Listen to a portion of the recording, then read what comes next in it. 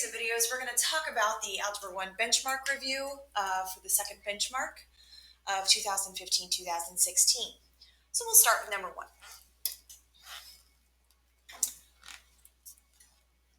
A group of friends is planning an outing together to see the Nutcracker this Christmas season. Between 12 and 16 people will attend. A designated person is purchasing the tickets at one time from the Tobin Center's online box office. Each ticket costs $29 plus a $2 convenience fee for purchasing tickets online. If C equals 29t plus 2 can be used to model this situation, what is a reasonable range for the function?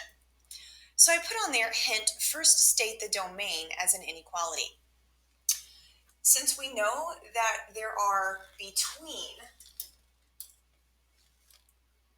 12 and 16 people who will attend the event, I know that I'm going to need between 12 and 16 tickets. So 12 is less than or equal to the number of tickets, and the number of tickets is less than or equal to 16. So this would be our domain. Now the question asks for, what is a reasonable range for the function? So if you take those domain values of 12 and 16, we can plug those in for t, and we can see which one of the four answer choices gives us the most reasonable range based on the number of people who might attend. So if I have, let's see, we have c equals 29 times t plus 2. And so I just want to clear this up a little bit. The wording in the problem was a little bit confusing. This is a one-time convenience fee.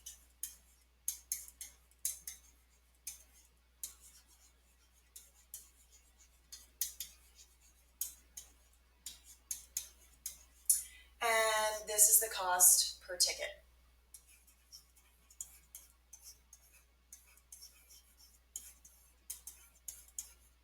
And once again, I will need between 12 and 16 tickets. So I'm going to have c equals 29 times 12 plus 2. And I'm going to have c equals 29 times 16 plus 2.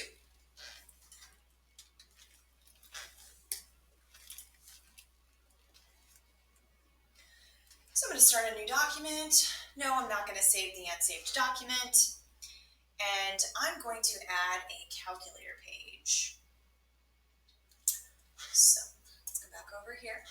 Doing 29 times 12 plus 2. And 29 times 16 plus 2. So if there are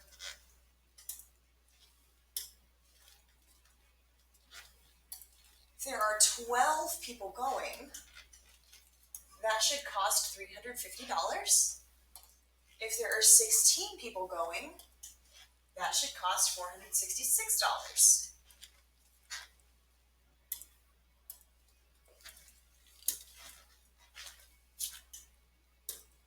So this being 350 and this being 466, that's my C value. So C, the lowest C value we want would be 350.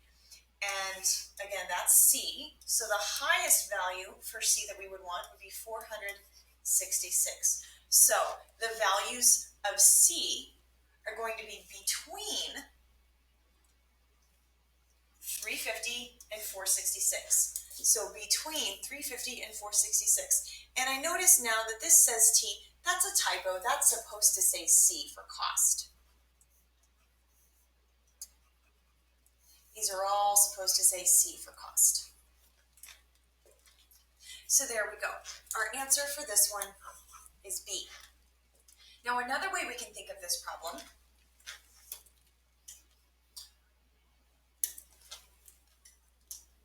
and duplicate the page here. Another way that we can think of this problem is using this domain, just like we did before.